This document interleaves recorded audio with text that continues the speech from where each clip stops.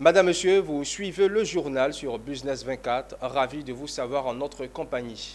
Nous démarrons tout de suite avec l'intégration économique de l'Afrique qui se précise de jour en jour.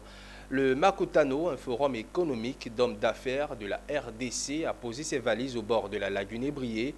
Ce mercredi, le Makutano, 9e du nom, a ouvert ses portes au Sofitel Hôtel Ivoire d'Abidjan devant les premiers ministres de la RDC et de la Côte d'Ivoire.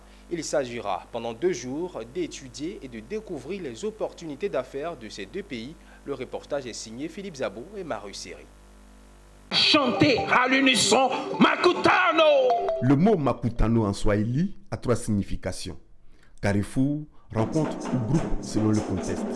En RDC où cette langue est parlée, les entrepreneurs se sont rencontrés, se sont constitués en groupe d'hommes d'affaires et ont gardé ce nom.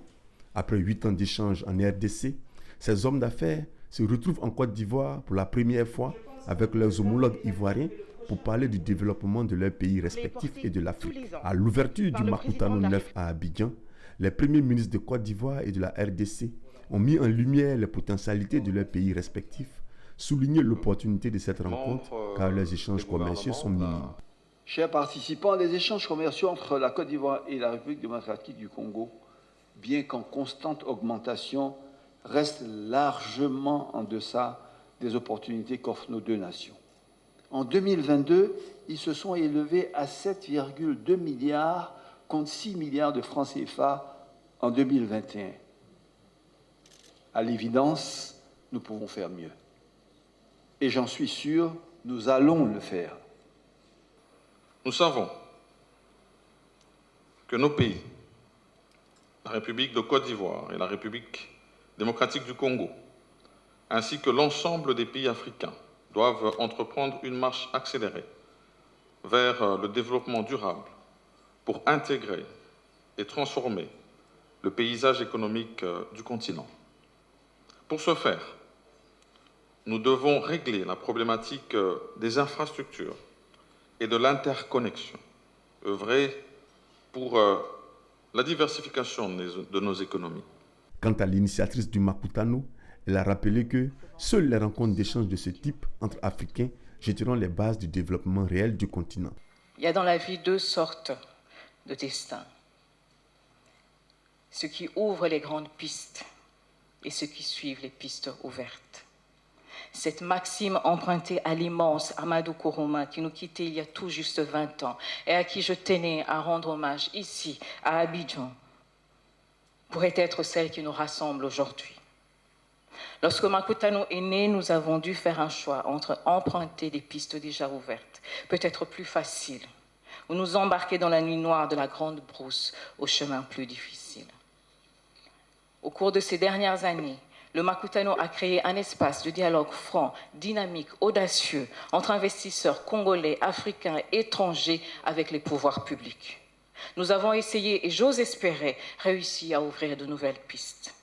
Je ne vous cache pas que cela n'a pas été un chemin facile, mais ensemble, nous avons réussi, je pense, à créer un écosystème authentique, un lieu où des rencontres, où chaque investisseur congolais, africain, peut mettre à l'honneur ses talents, ses forces, son audace et son excellence. Le Makutano 9 ou hors mur qui se tient à Abidjan sera un lieu pour nouer des partenariats stratégiques et signer des contrats d'affaires.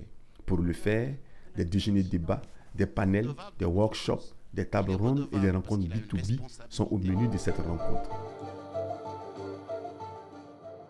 Et au terme de cette première journée du forum économique, quelques réactions au micro de nos reporters. J'ai accompagné le Makutano depuis le début. Je suis arrivé peut-être 2 éditions après sa naissance et je trouve que c'est la meilleure façon de parler de l'Afrique. L'Afrique qui gagne, l'Afrique du privé, l'Afrique des investisseurs, l'Afrique de ceux qui entreprennent.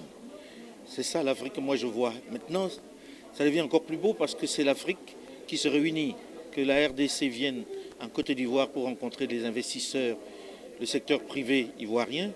C'est l'Afrique qui se construit, c'est l'Afrique qu'on a envie de voir. C'est cette intégration dont on parle. Ce sont des initiatives à encourager. Vous savez que le thème de cette 9e édition, c'est créer des champions.